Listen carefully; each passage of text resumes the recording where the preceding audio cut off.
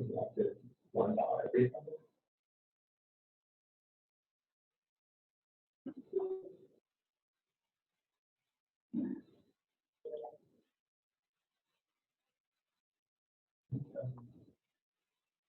Sure.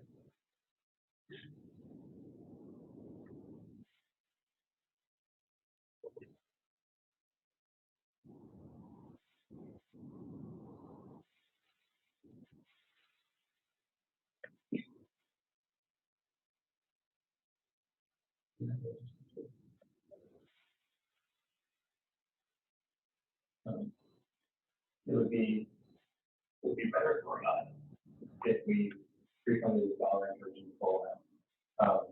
It would be better for him if we got the dollar, put that dollar and was $9. Okay, how we did it.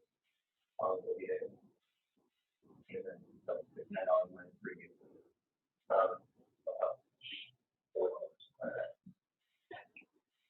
So that I got it. The only one. And then 30.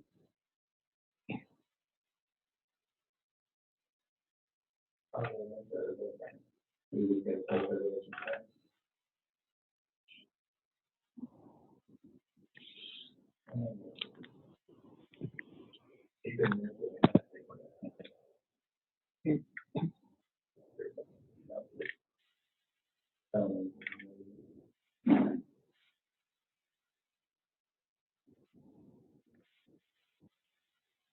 Because then you get $54 more.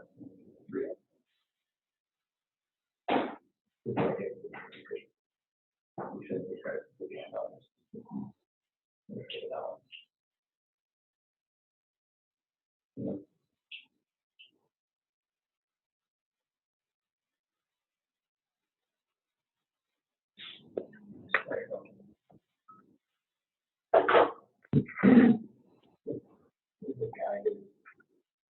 I get the availability.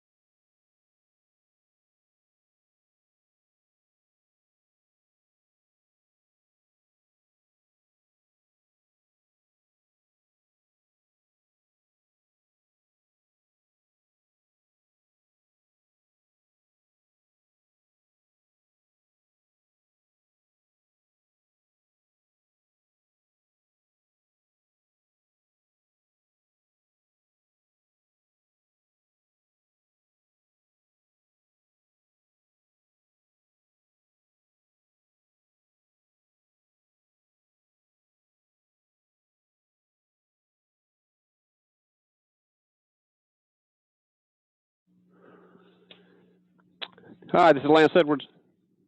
Hey, Lance, it's Debbie. Just waiting for Ron to hop on. Hey, how are you? Good. How you doing? I'm great. Wow, you sound like it.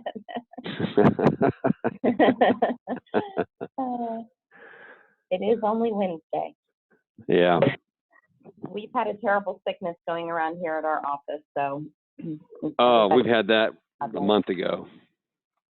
Yeah, it's awful. Really bad. And it comes back and hits you again. Be careful.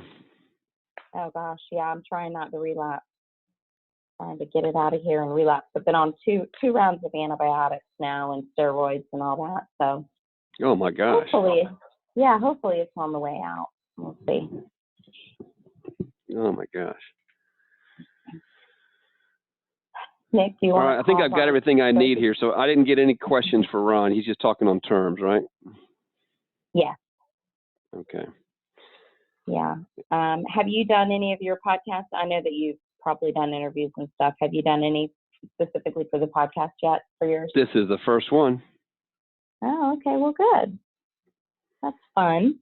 Yeah, I was surprised to hear that you guys are going to should be up and running in 30 days because we started this a while ago, but we definitely drug our feet on getting the canned interviews and all that. But you know, they have to record an intro and outro, like you get a professional voice guy and all of that. So I'm sure that you said Greg got on the phone with them, right? Or was it Marcus? Marcus did. Oh, okay. Mr. Lance. Hey, Ron, how are you? Good, man. All right. Anything you want to ask before we get started? Yeah, so we're doing 2 interviews here, reciprocal, correct? Mm-hmm. So you want to talk on, well, first of all, you're gonna interview me, and then I'm giving away a free book, which is going through the Mentor Podcast.com multifamily. And then when I interview you, we're doing it on terms, and I understand you want to drive them to a webinar. So I'm just going to say, do you have something free to give? You have something free for our listeners. And then I'd given a URL, apartmentwealthmachine.com/Ron, so we can embed your affiliate link into ours. Now I got an email from you this morning saying I need to use the Mentor podcast. For my stuff, yeah. For my podcast. For your podcast, for mine, I use my link, right? Yeah. No. Yeah, okay. Well, okay. Lance, when you're driving them, when Ron's interviewing you, you're going to drive them to the Mentor Podcast multifamily. Correct. That's Correct. mentorpodcast.com/multifamily. Yeah. Correct. That's what you said, right? Yeah. And then when I interview Ron, I drive them to my apartmentwealthmachine.com/Ron, which will be the affiliate link for your webinar. That's right. Right. Okay. Ain't that complicated, is it?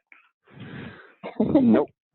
Okay, so there's no need for you guys to hang up either. I'm going to let the recording run. So just, Okay. Ron, when you end, and then take a pause, and then Lance, you can start yours. All right. Who's Now, leading? Lance, I'm not going to do any of this stuff on here. I'm probably going to use your questions, but I'm just. I just threw it out there. You do with it whatever you want. You knew I was going to. Yeah. Did you get your guy hired? I'm close, and I got a little snag that he can't provide me his former supervisors at his companies, or he won't. Okay. That's happened about 35 minutes ago. Big red flag just went up. I just had him in here for 2 hours. So, all right.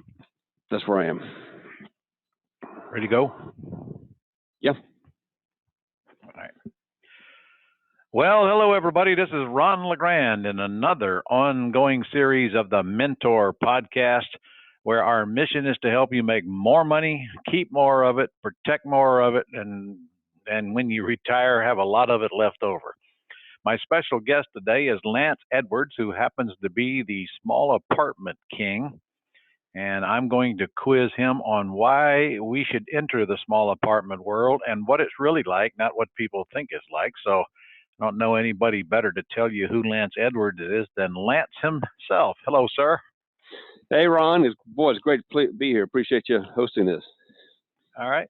Well, look, you've been around for quite a while, and you and I work together. You're in one of our mastermind groups, and we've even taken trips. I've been to your wedding, for crying out loud. So I'm not going to tell people about how it's down there in the mosquito-infested part of Southwest Florida, anything like that. I wouldn't say anything like that. But thank you. Listen, you're in the small apartment world, and I'm in the single-family house world. And I want you to first you probably ought to tell them a little bit about your background, but then I want you to make a case on why someone should consider small apartments. You bet. All right, you bet. Well, thank you so much. And first of all, I'm the best-selling author of the book, How to Make Big Money in Small Apartments. And, went best-selling a few years ago, but I got started, back in 2002, like many people do in real estate investing, looking to do my first deal, but I just happened to choose small apartments as a niche to get started. The very first deal I did, I bought a fourplex, nothing down, because I want to get the leverage of other people's money. And from that, over the next few years on a part-time basis, bought more fourplexes than 10, 50, 56, 85 unit projects, always using other people's money, and did that on a part-time basis. Within 3 years, was able to retire from my 20-year job and doing real estate full-time since 2005. And around 2007, started teaching others how to do the same thing. And we have a very active training business. We have a very active transactions and deal-making business. And we've taught literally tens of thousands nationwide how to get on the path to replacing their job income or enhancing their retirement income through the cash flow of small apartment investing. And so, that's our credentials. I love teaching this.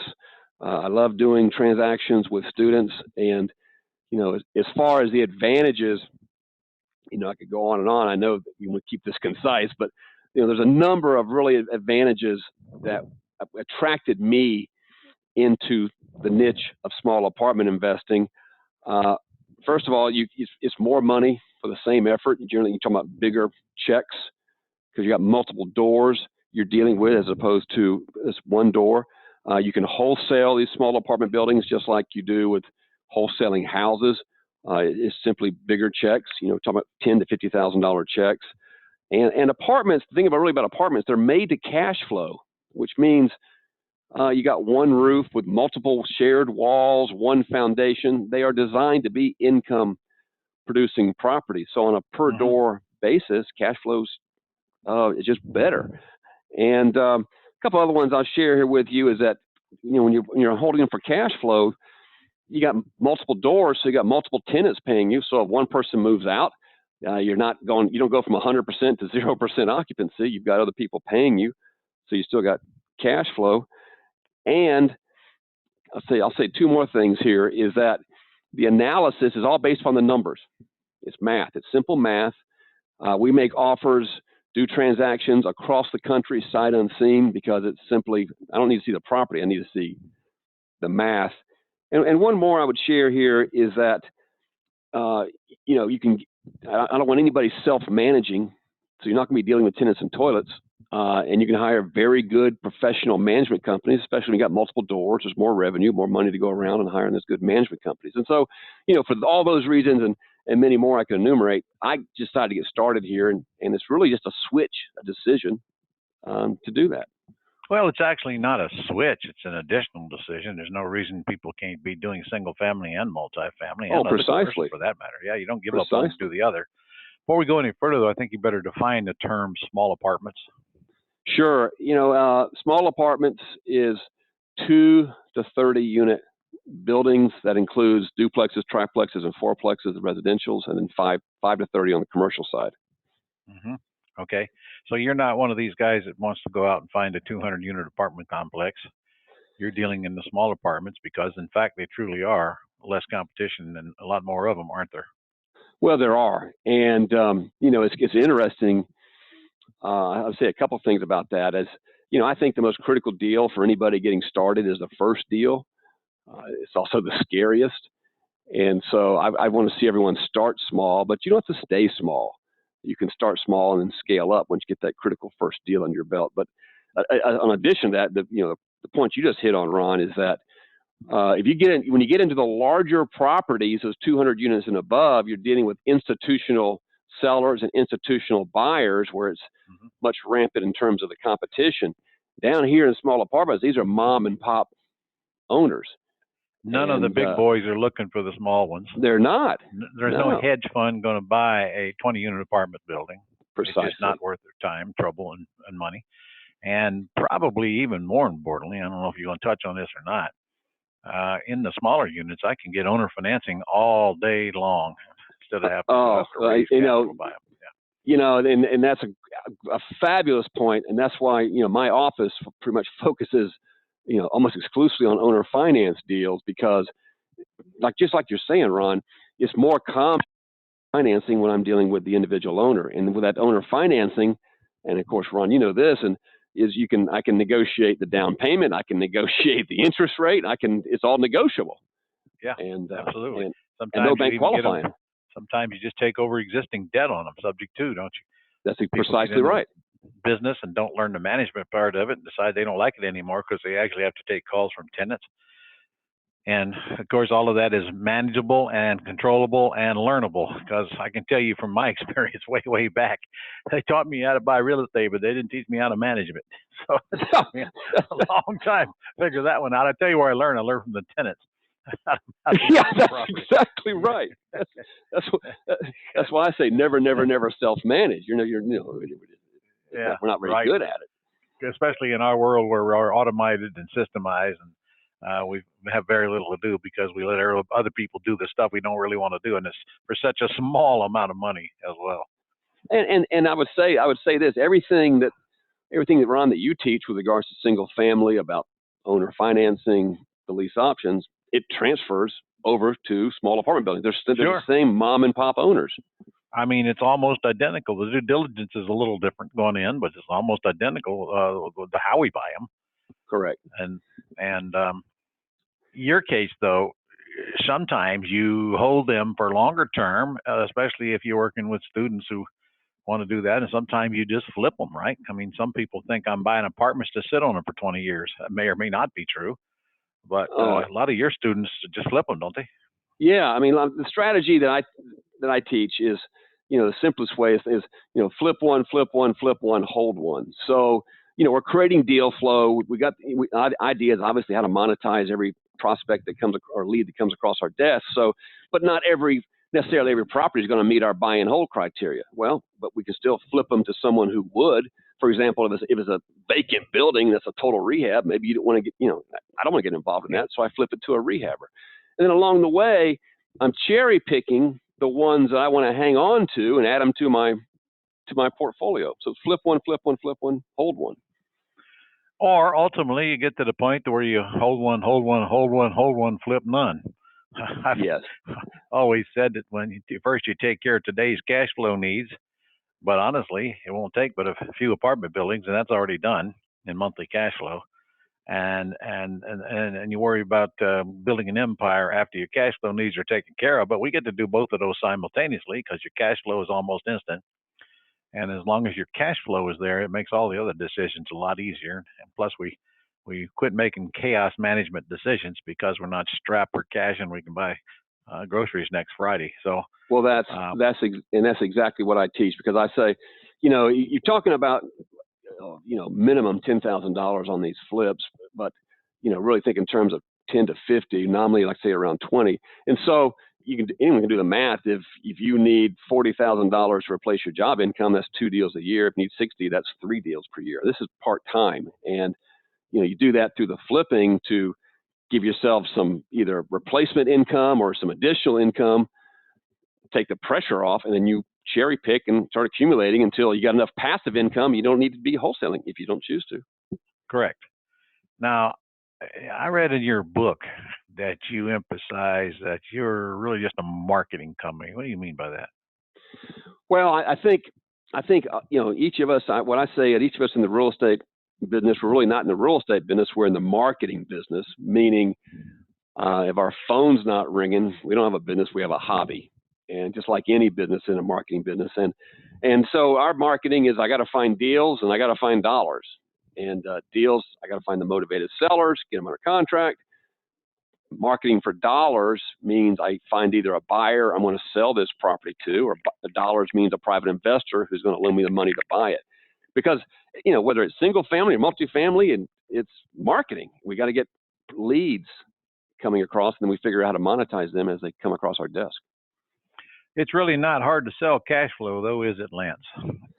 Quite a few people looking for that. Everybody wants cash flow. Yep. Everybody. So I can make the case the best way to sell it is with owner financing.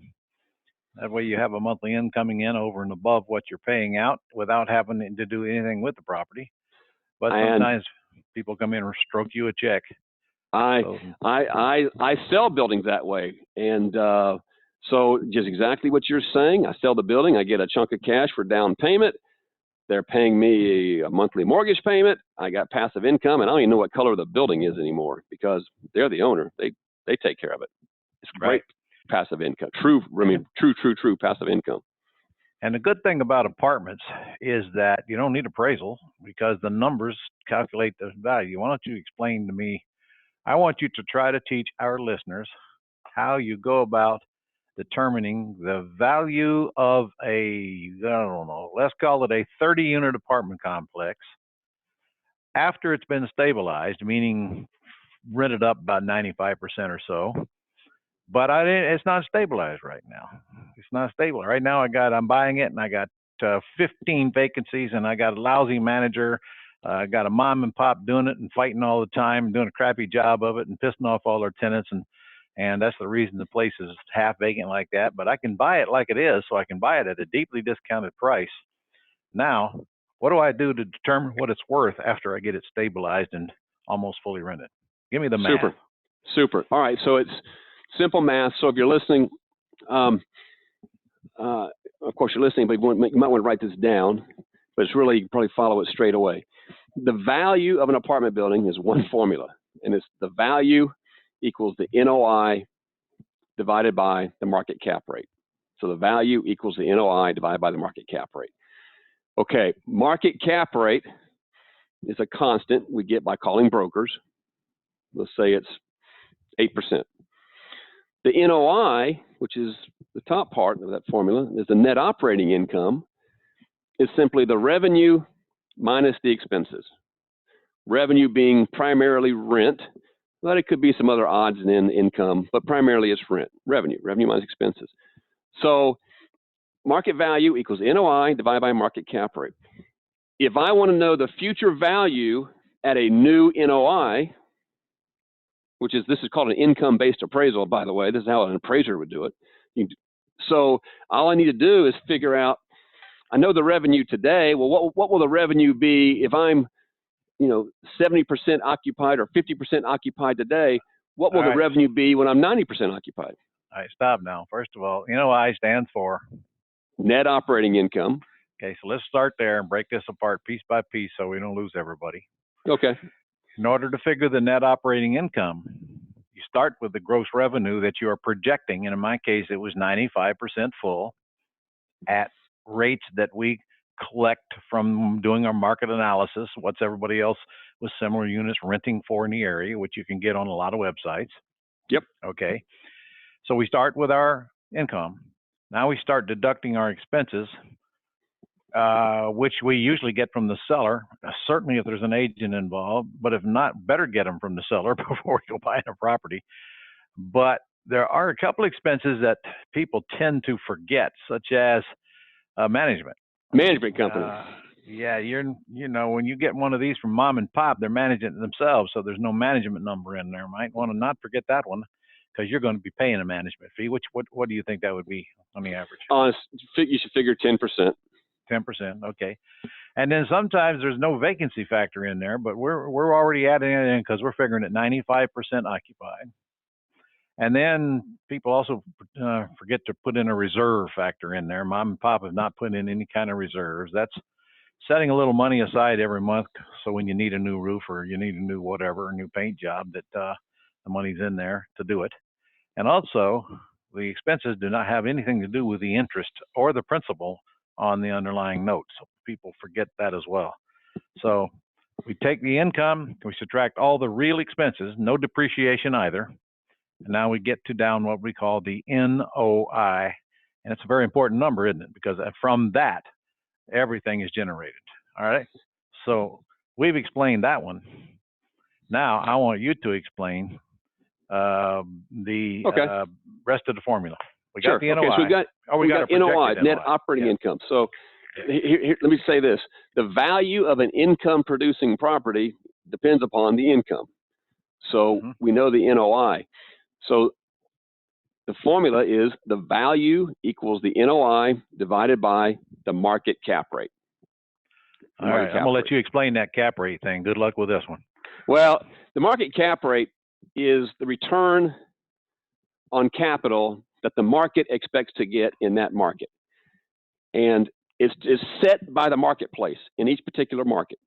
And so, for example, it could be very well be 8% is the market cap rate. That means the market's looking for an 8% return of their capital in an apartment building.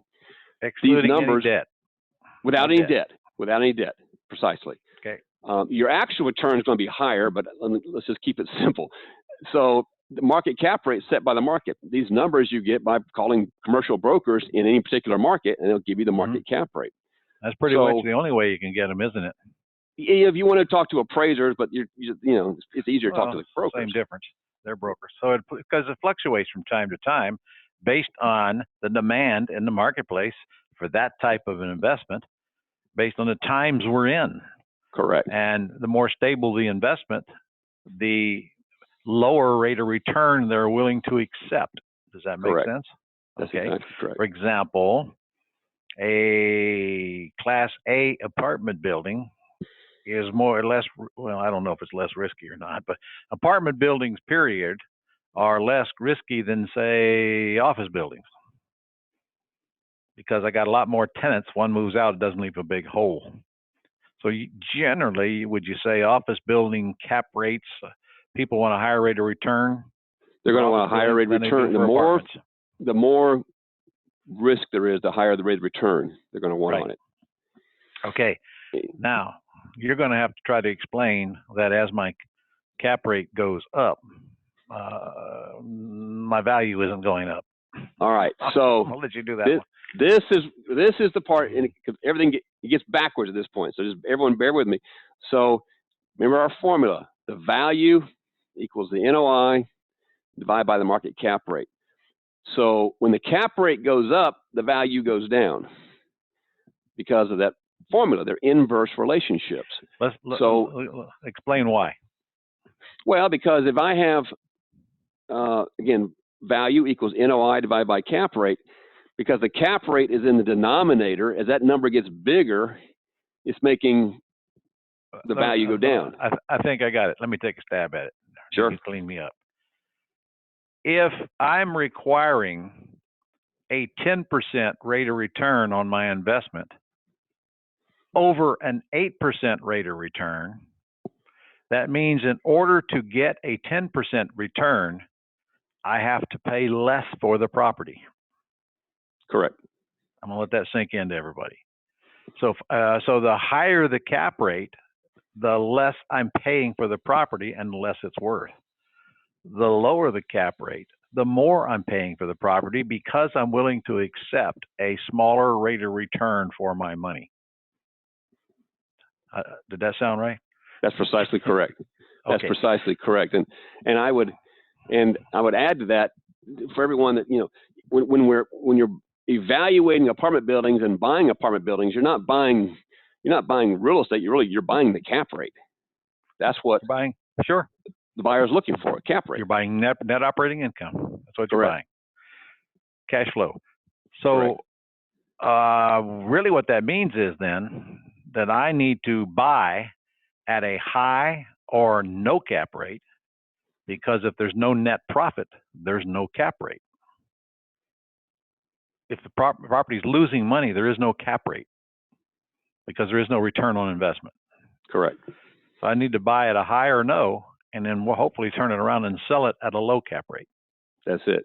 Which is opposite what we've always been taught. Buy low, sell high. Buy low price, sell high price. In apartments is buy high cap rate, sell lower cap rate. Any income producing property. Yes. Different cap rates. Yeah. Yes. Absolutely. Okay, so now that we totally screwed everybody else up. So again, it is up to you to determine what you think the net operating income will be based on reasonable assumptions. And the key word is reasonable, not pie in the sky crap to make the spreadsheet look good. And then go into the marketplace to get the cap rate, then do your division, and then you can find out what the future value is. Right? That's exactly it. And the beauty of it is, you know, between the phone, internet, and a piece of paper, you can do this sight unseen. Yeah, you don't need an appraiser to determine the value of an apartment building. Precisely. But you do need to collect some facts, mainly the expenses and some rent comps. Okay. Do your people renovate apartments and turn them around, or do they mostly flip them, or I guess they do all of the above? Some Well, of them they can hold do them as all well, the right? above, but those that do renovations, this is an area that's known as forced appreciation, and this is how you quickly boost your net worth with rehabbing these apartment buildings, because through that same math, and we can go through it if Ron wants to, but through the same math, we can show that when you raise the rents and you raise the occupancy, you're raising the NOI and you're boosting the value of your buildings. And the ratio, without going through the math, is basically this. If you raise the rent $10 a month, you're raising the value of that building $1,200 per door. Hold on now. I lost that one. All right. Really what you said is if I raise the value, well, let's say we're at a 10 cap, because that's easy math. That means we're okay with a 10% rate of return annually. So if I raise the rent $10, I've raised the value $100. You've raised it $1,200 per door. So you've raised, let's take. Well, I hear you, but that's $10 a month times 12. Times 12. Right. Okay. So I have. So per month, if I raise it $10, I've raised the value $100 times 12 is $1,200. Correct. So if I have a 30 unit and I raise everybody's rent $10, I just raised the value $1,200 a year times 30, right? $36,000. Correct. So just a lousy $10 increase. $10. Yeah. Or if I lower the expenses, every dollar I lower the expenses, I get $10 in value. Or actually $1,200. Every dollar I lower the expenses, I get $120 in value over the course of a year. That makes sense. No, it should be $1 should be 12. Like $1 should be 12. Yeah. $12. All right. Well, I like to add extra zeros. All right. So okay. So it's all about the math, and that's what makes it easy to work in the world. In fact, any commercial property, it's all about the math, and that's all. I'd say math will kill a lot of deals going in too, because people trying to take advantage of us and looking for greater fools who don't understand our math. And that is precisely the point. That's precisely the point. When you said it earlier, knowing what's reasonable in terms of the math, and of course, someone who's trying to sell us the building is going to try to sell us on crazy math. Yeah. So we got to know what we're looking at. And in that regard, if I'm looking to buy it undervalued, which I am, I don't want to pay full retail price for anything. So my goal is to buy it broke and then fix it. Then anytime somebody comes at me and they want to sell me an apartment complex with a 7 cap, I don't need to know anymore. They're selling it to me at retail price. There ain't no sense of me even looking at the details. That's why it's so important that y'all understand what this cap rate thing is. Again, now if somebody comes at me and they want to sell it to me at a 12 cap, I might have interest. But if they want to sell it to me because it don't have a cap, I have more interest, because I can create more value by turning it around and fixing it. And or what if I don't want to turn around and fix it? I'll sell it to somebody that can and still get a much bigger profit, because they have a bigger spread as well. Precisely. So you actually have a system where you find deals for your students and you sell deals for your students, don't you? Yeah, we've because the thing about what we just went through is because it's driven by math, and we're doing transactions across the country, and we've systematized it. We're all in the marketing business. We've systematized the marketing, so we have a marketing system for getting sellers. We even have my team gets on the phone to qualify them, and then when we're flipping them, we have a marketing system to attract buyers, and my phone team talks to those buyers to qualify them, and we close the transactions. Because and my background is systems related prior to getting into real estate, so because we're in the marketing business, it all can be systematized, so it doesn't have to be your time. And this is what's great about Ron, and similar to the systems you have, Ron, with regards to taking the minutia off of our table, because we don't have time for this stuff. So you got a system for finding them, you got a system for selling them. Basically, you just plug and play. Correct. And students who want to get involved, you just plug and play into your system, and you do most of the work for them, right? That's exactly right, Matt. We call it the plug and play program. You do? Yeah. I thought I made that up. No, you're close. Okay. All right. Okay. Now, I know you got a book called Making It Big in Small Apartments, and I know you're going to give that away to our listeners, aren't you? You want to describe what's in that book? Sure. This is my best-selling book, How to Make Big Money in Small Apartments. It explains everything about the business, including the math, the cap rate, the marketing aspect, the exit strategies, and it's a best-selling book. Matter of fact, I'm very pleased and was blessed. Ron wrote the foreword for it, and it's number one bestseller. I want to give it to everyone for free. You get a book for free, just pay small shipping and handling. And there's a website you can get the book right now. And by the way, there's over 40 case studies of students, like clients, using their stories to make the point about how anyone can get started with no prior experience, using none of their own cash and none of their own credit, and doing transactions all over the country, not in their own backyard. So go get the free book. Go to the website. It's www.thementorpodcast.com/multifamily, thementorpodcast.com/multifamily. We'll get that shipped right out to you. Yeah, that's The Mentor now. Don't forget the The. The Mentor Podcast. Yeah. Okay.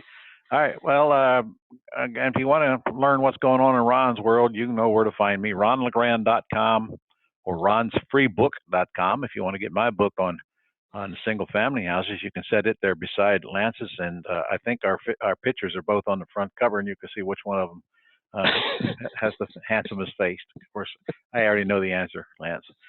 And you can get my wholesaling course at ronsdollardeal.com for $1. Join our Gold Club for a 30-day free trial. So with that said, Lance, is there any parting words you want to give our audience before we end this podcast today? I would simply say that, for everyone listening, no matter what your experience level is, no matter your financial situation, everyone is qualified to get started in small apartments. There's no reason not. Don't let anything hold you back. Just decide to get started, get the book, and you can see for yourself how anyone can do this. So thank you, Ron. That's kind of the hardest part of any project, isn't it? Getting started. That's it.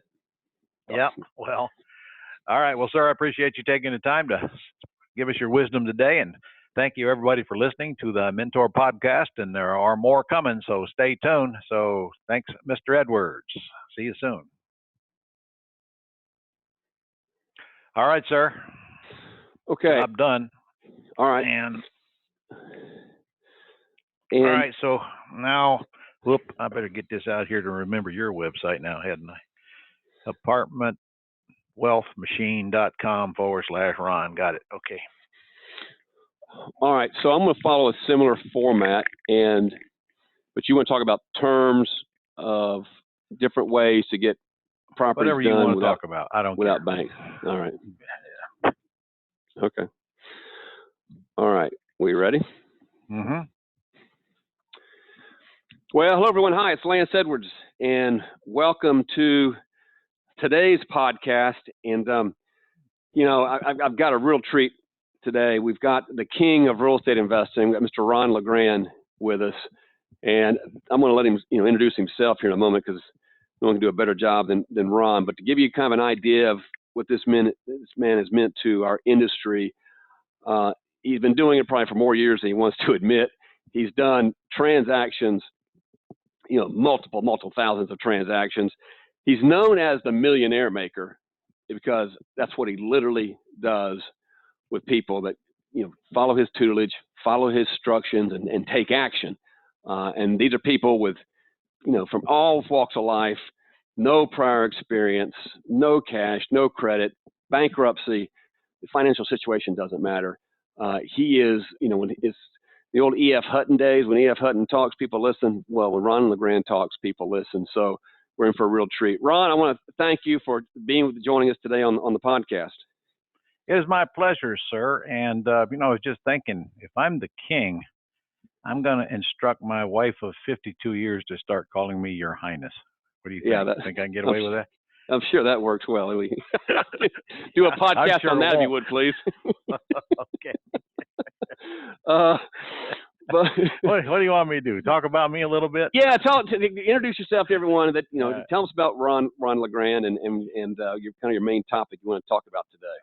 Well, Ron Legrand's been around for 36, 37 years now, still buying and selling houses without money or credit, teaching hundreds of thousands of people to do the same thing all across the country. And today we're so systemized and automated, there's just not really much left for me to do. And I still do a few houses a month sitting here on my butt and kind of feel a little guilty about the money we make today because I don't deserve it or earn it.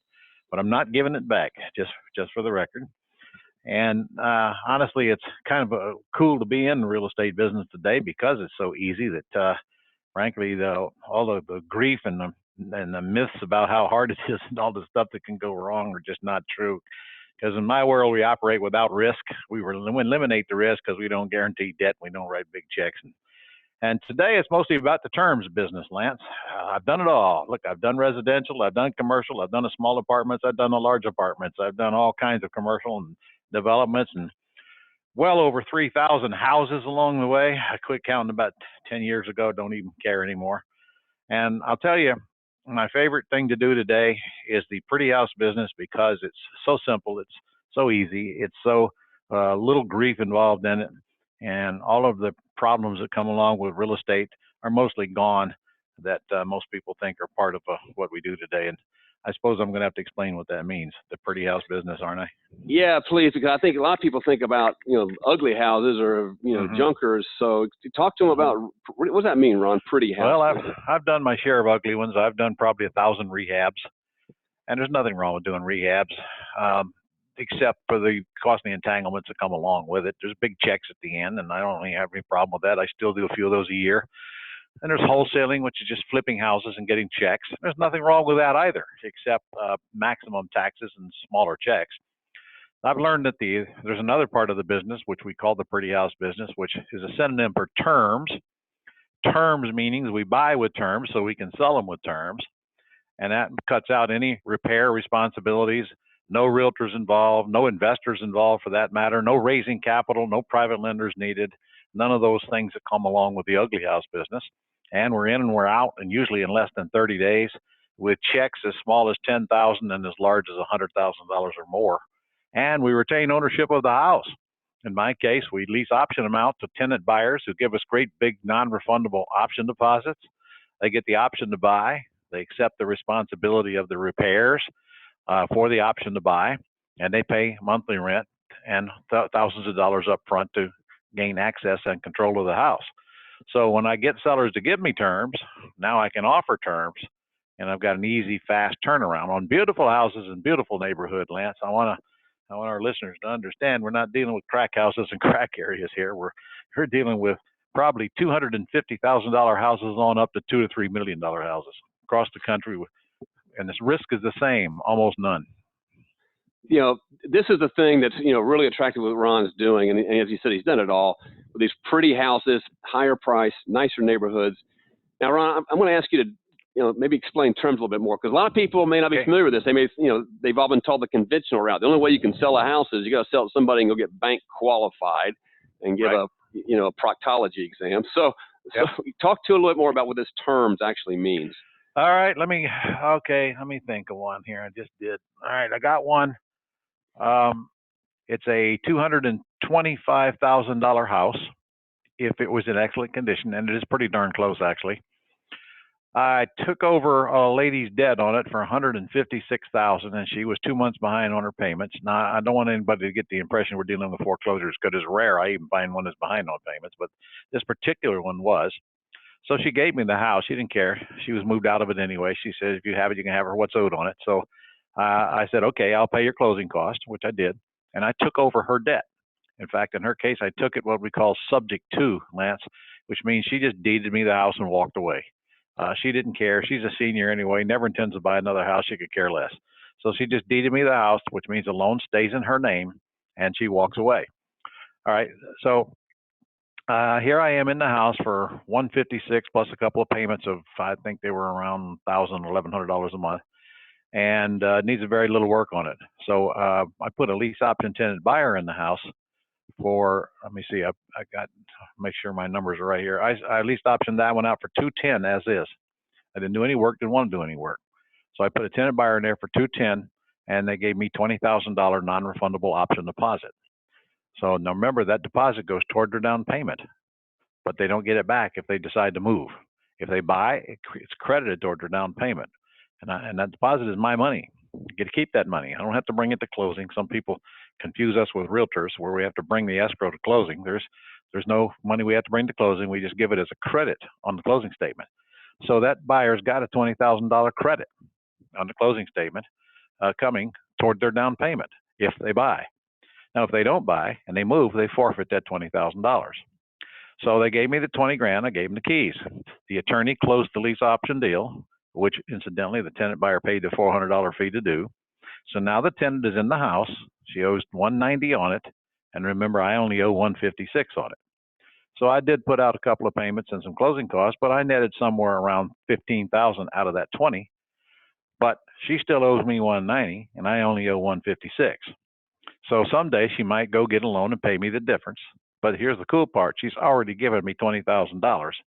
So in my case, Lance, I don't care if she ever buys the house or not.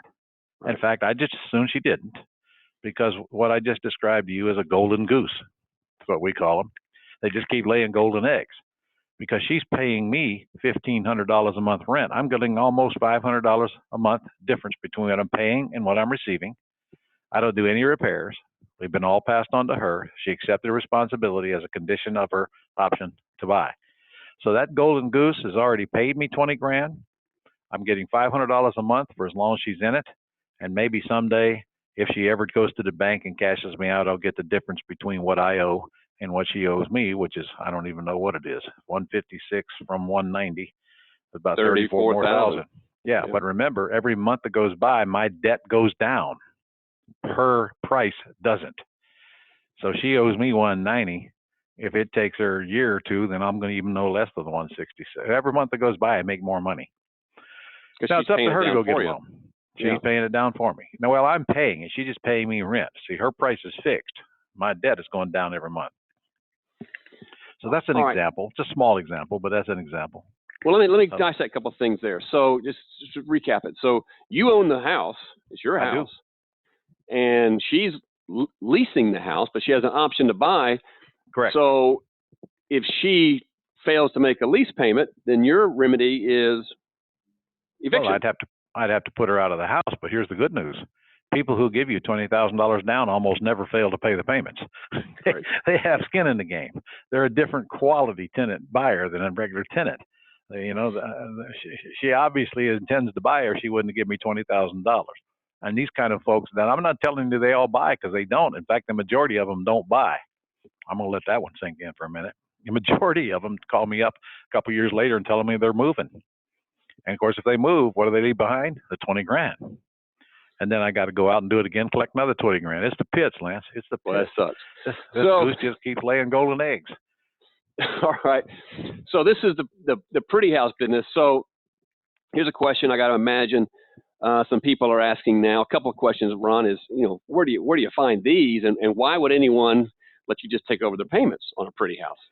Well, like I said, she didn't care anymore. She didn't intend to buy another house. Now, most of the time, we actually buy them with owner financing, Lance, because sometimes people are not ready to just walk away and deed me their house. Sometimes they want to make sure I'm going to make the payments, so I'll buy it with owner financing, which either means I'm going to buy it with a deed of trust or a mortgage, depending on what state I'm in. My attorney will create a document that says that my trust owes them X, and they may owe out considerably less than X. And sometimes I create that same document to where my X is the same as their X, just to protect them, so that if I don't pay, they can foreclose on the house. Plus, if I'm doing a wraparound, is what we call that, my note wraps around their note, then they have income to show that they're receiving that washes out their debt. So if they ever want to go qualify for another house, they can without screwing up their debt ratio. Most of the houses I buy are bought with owner financing. The one I described to you earlier, though, the seller didn't care, so I didn't care. So I just took it over what we call subject to. It means I bought the house subject to the underlying debt. And the other way, the last way, the only third kind of terms is if I lease it with an option to buy, then I can sublease it out to my tenant buyer. raise the price, raise the down, raise the payment, raise everything. I don't have to own it, but I much prefer owning it rather than leasing it. So to recap, the three types of terms are buy it subject to, or buy it with owner financing, or lease it with an option to buy. I prefer the first two. In either case, you're going in, here's the key point, no bank qualifying, and either no cash or very, very little cash. Usually, probably about a third of the time, no cash, because the seller will sell it to me with nothing down. We have a script. We teach our folks just to follow that script, and if they follow that script that's been time tested and proven all over this country for a lot of years, it's very easy for them to get to conclusions. In fact, you want me to practice with you on that script right now? Oh boy, that'd be the seller. Yeah. All right. Well, all right. I'm the seller. Am I the seller? You're the seller. Yeah. All right. Yeah. Okay. So before I get on the phone with you, my virtual assistant has already got the property information from you, and she's put it on what we call a property information sheet.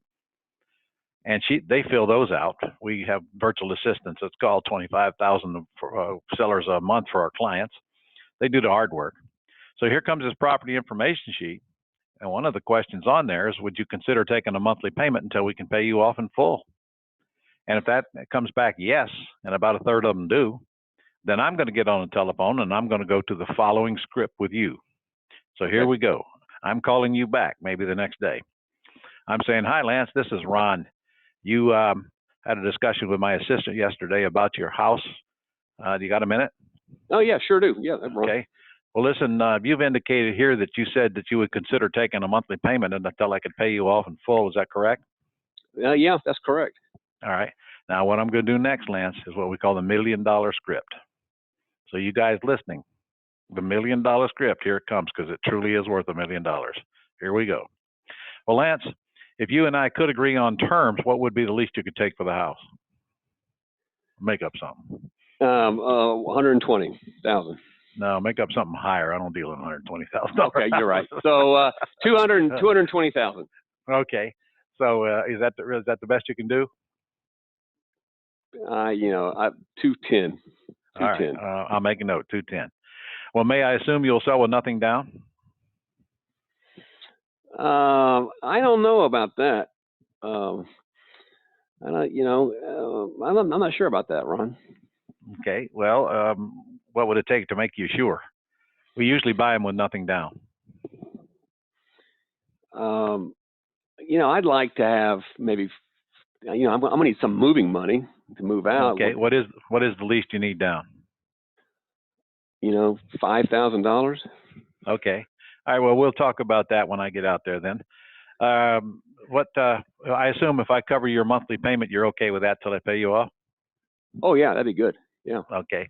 And how long of a term can you give me before I pay you off? We usually get 30 years. Well, I think I'd like to get my money sooner than that.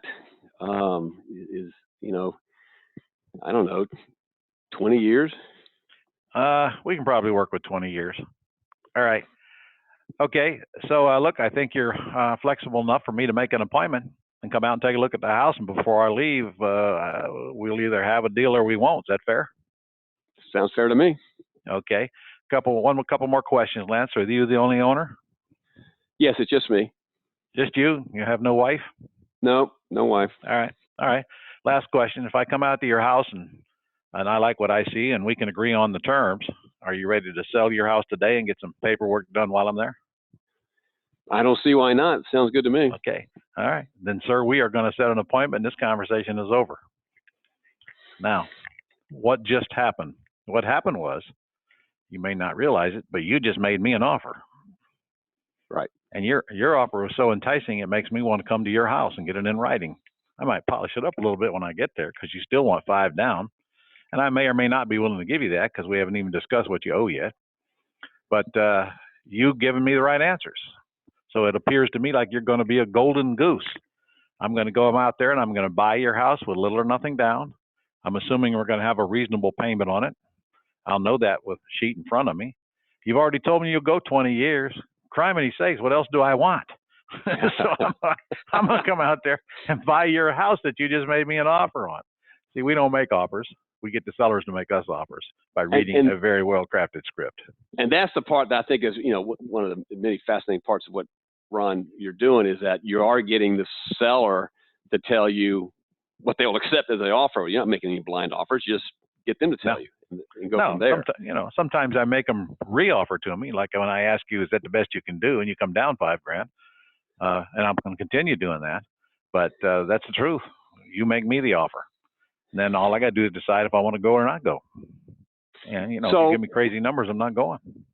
So let's talk about the system that you mentioned. So first of all, to find these sellers, how do you, another question everyone must be asking, how do you find these type of sellers? Well, actually, I don't, because it's almost all done for me. For one thing, we have this thing called the Gold Club, which is a membership that we offer for a lousy $59 a month. And one of the things you get as part of the Gold Club is a daily feed of for sale by owners that are listed online in 2 counties that you tell us you want them in. Once you sign up, you pick your 2 counties, and here comes FSBO leads to you every single day. And these are owner occupants that post ads online. We have a scouring service that scours 1,700 websites every day and drops all the FSBOs in your inbox in the 2 counties you pick. My virtual assistants then call them and fill out property information sheets. Now, of course, our listeners that don't have VAs can call them yourselves, but not for long before you're going to see how important it is to let other people do that grunt work for you. We'll do it whenever you're ready. Very inexpensive. So if my virtual assistants are calling those, here I'm going to get a whole bunch of lead sheets, as we call them, which are property information sheets from sellers who've given us the answers to the questions we need to know the answers to. That alone will feed a machine good enough to make $500,000 a year. And then in addition to that, our virtual assistants will go online and find them themselves. They'll source more leads online if you tell them to. And then there's a whole few other ways that I teach people how to go get leads. But to be honest with you, most people can't handle them from those 2 sources alone. There's so many of them, they have a hard time catching up on just those. But of course, I'm sure you've seen for sale by owner signs in front of houses. Those are people that actually have a house for sale and they're not listed. So I teach people, just take a picture of them, send it to your VA, and let them call it for you. So automated today, Lance, has never been more automated, never been easier than it is today, ever. Not in my entire 30 some odd plus years, at least, I can tell you that. Yeah, you think this internet thing's going to stick? Yeah, it might. It might. Yeah, I think it's going to be here for a while. So now you just threw out a big number. I got everybody's attention. $500,000 a year. Break that down. Talk about and what does someone have to do? I mean, what does someone have to do? What's their involvement to be making money doing this? If your guys are doing it, what do they need to be doing? Well, first of all, I got a list of people longer than your leg and make over $1 million a year doing what we're talking about. When I say make, I mean net, not sell $1 million worth of houses. It comes down to dealing in beautiful homes in beautiful neighborhoods, and frankly, the higher price, the better, because it probably won't take you long to figure out that you can get a lot bigger down payment on $1 million house than you can on a $200,000 house. So the higher priced houses you deal in, the bigger those non-refundable option deposits are. So the fewer of those you need to get to the mid 6-figure income. But even dealing with $250,000, $350,000, $450,000, $700,000 houses, those deposits average anywhere from $30,000 to $100,000. So I mean, do the math. A handful a year, and you're at $500,000. And that does not even include the monthly cash flow, which sometimes is as much as $2,000 a house, and or the back end, the equity that we get when they cash us out. So, but I'm talking, when I say $500,000, I'm talking just on the front end deposits. That's really not a lot of deposits when we're dealing in the kind of numbers we're talking about. So their involvement, your team's feeding up the qualified sellers. Yeah, we feed you the leads. Yep. And then what do they need to do from there? What does your client need to do from there? Well, they either have to make the call to fill out the property information sheets or have our virtual assistants do it for them. I am reasonably sure the latter will be kicked into effect or not far into it, because there's a lot of work chasing these people down and filling out these property information sheets. It's hard to get people on the telephone. And, we call them 3 times and we don't get them, we're done with them. But we also teach our people to, if we can't get them on the phone, well, now you go and text them and tell them you want to buy their house and watch how fast they text you back. We just learned this not too long ago, Lance. Get this. Let's say we have, let's say we have 20 leads come in, because we process these all at our events. We actually process them for our students. We call them and we make deals for them. Let's say we have 20 leads and we dial all 20. We usually can't get more than about 7 on the phone, but then we text the other 16 or however many. How many is that? 13 left, and about half of those call us back. Right. They won't answer the phone, but they'll call us back when we text them. That's just something cool we learned. So then We're get finding into the same thing conversations too, about by the their way, house. Ron. Same thing. Are you? Same thing. Yeah, it's true. So obviously, we've ramped up the number of people we can get a hold of. So now it comes down to how many of them are interested in terms. And on the front end, about a third of them are interested in terms, but by no means will a third of them sell a house on terms. So we don't have to process more than a handful of leads, and you're going to wind up having a deal. That's the beautiful part. Do we have to make a few phone calls to get a deal? Yes. On the other hand, I always tell people, look, if you have to make 20 calls to a pre-screened lead, we don't call anybody cold. They've asked us to call, or we don't call them. If you have to make 20 calls to make $20,000 and you get 19 no's, sounds to me like that's about $1,000 a no. Maybe we need to get more no's in our life. You get more no's. Yeah. All right. So Doofus can call and read a simple script. I just read it to you. Oh, it is. It's the power of the words, really, and it doesn't matter about your experience. It's about the words and your tonality. It takes a little while to handle a call right and not sound like you're begging and get off track and say stupid stuff, but not very long. I tell people to record their calls, record, practice, clean it up, and it's amazing how people can record their call, then play it back, and they had no idea how many of the you-knows and the uhs and the ahs they were saying. All the stupid stuff. Because you can't hear it when you're saying it. You can only hear it when you're listening back. So I tell them play, record, practice, and then get on the phone live with some sellers after you've got it the best you can be. And you'll find some amazing results just in a matter of a couple of weeks. And then, of course, for people get into my world, Lance, we have personal mentors that'll work with them and talk to the sellers for them and screen their calls and critique their calls and doing all of those other things that need to get done along the way for a full 6 months for those who are interested enough to get help. All right. So real quick, one last thing to kind of fill the process out here, Ron. And I know you got a training coming up you want to share, but so first of all, okay, so you found the seller. We talked about that process. How do you go about finding your buyer? And then tell our listeners you have a training you want to invite them to. All right. Well, we go about finding our buyers the same way. We don't do anything. We let the systems work. Our VAs run ads online. We do have somebody put out some pointer signs here locally. That drives the calls either to a 24-hour answering service or to our website. Either way, it's all autopilot. The buyers don't ever talk to a human until we know what they've got to work with. In other words, how much money they got to put down, because honestly, if they don't pass that test, I don't care about the rest. Can't get into my $300,000 house if you got $500 down and you can pay $500 a month. I need to know that you got some money. So once that happens, then we have a simple script. We call them. We get some information out of the buyer. And by the way, that goes into our buyers list that is furnished to our students. So we build a big old list with a whole bunch of fields in it so that we can go back to those buyers. And of course, after we are in this a couple of months, our buyers list is so big we may not ever need to go out into the public again. We just go to our buyers list, because here's the cool thing. We're not really finding buyers for houses. Shortly, we're finding houses for buyers, because they're in our buyers list. We know how much money they got, and we don't have a house for them. So now we got to go to work and find a house for them. So we're literally spend time looking for houses to satisfy the needs of our ravenous herd of buyers who can't qualify it alone. I didn't mention this, but about 80% of the people out there looking to buy a house now can't go to the bank and qualify. Well, they can with us, as long as they got a reasonable non-refundable option deposit and they can prove they can cover the monthly payment and without going, under doing it. So what we do is we put people in houses, and we give them a chance to fix whatever's broke, and anything that's broke is they can fix in time, credit or debt ratio or whatever. And then if they want to go out and get a loan, they go out and get a loan, cash us out. Of course, as I said, most of them do not do that, and I'm okay with that. I don't care, because I really don't want them to cash us out. I'd rather keep the golden goose alive. But if they do, they do. And your second question was online training. I do have an online training coming up. And it's literally about an hour and 15 minutes of going through this terms business where we have time to discuss it and showing examples and so forth. And you can go register for that at apartmentwealthmachine.com/Ron. We need a shorter site here, don't we? I think Ron's too long. Yeah, I think it is. Okay.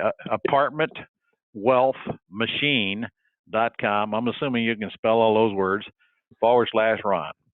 Go there and you can register for that. And also, you can go there, and I think we'll probably get you my free book. I'm going to see if we can get my free book loaded there for you. It's called How to Be a Quick Turn Real Estate Millionaire in Any Economy. I'll give you that book. It's really a complete seminar within a book. Happy to do so. Ron, it's really been fabulous. And for everyone, you heard the process. This is the pretty house business, cash up front, passive income, and even the back end side of it as well. It's all systematized. I've been tracking Ron, following on this for a number of years now. It's pretty remarkable how he's systematized all of this and works with a niche that's pretty properties. So it's perfect for anyone. And so I really want to encourage you to check out his training. Obviously, get Ron's book. Like I said, he's the E.F. Hutton. E.F. Hutton talks. You want to be listening. So Ron, I want to thank you for your time today. Any parting words as we're winding down today on the podcast? Well, Lance, I got a lot of parting words. I'm never short of words, but I can tell you a couple of things that I would keep in mind is, first of all, be careful to whom you listen, because the world is full of broke people trying to tell you how to get rich. They're not qualified. They have no idea what they're talking about. Listen to the people who are actually doing what it is you think you want to do and have no dog in the hunt. And secondly, it's all about getting started. That's the hardest part of any job, is getting started. Getting started means you have to learn some basics about whatever business it is that you want to do. And then the smartest thing for you to do is get some help instead of trying to be doing it all on your own, which I know is a difficult thing for a man to do, because we have this thing called testosterone. And last thing we're going to do is read the instruction manual. At least that's the case for me.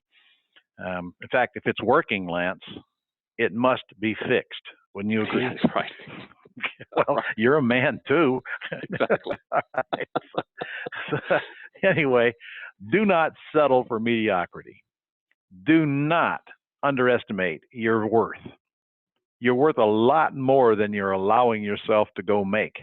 Do not keep hanging around with people who are satisfied with just barely making a living. They do not know. And if they do not know, they might never make a move to do better.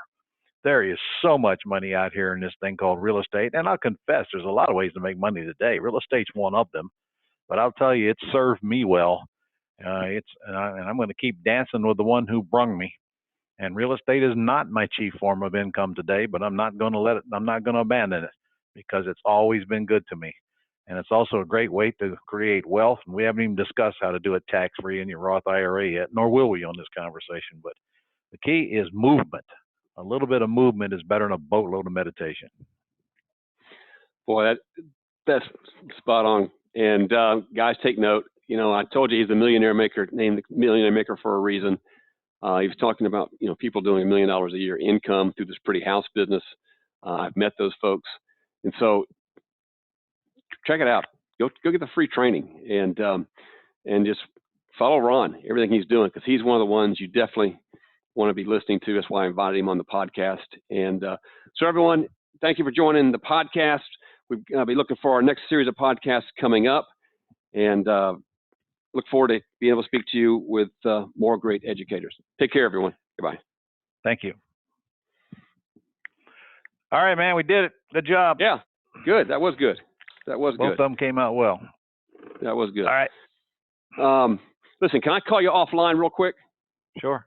Okay, I'll call you right now. Thank you.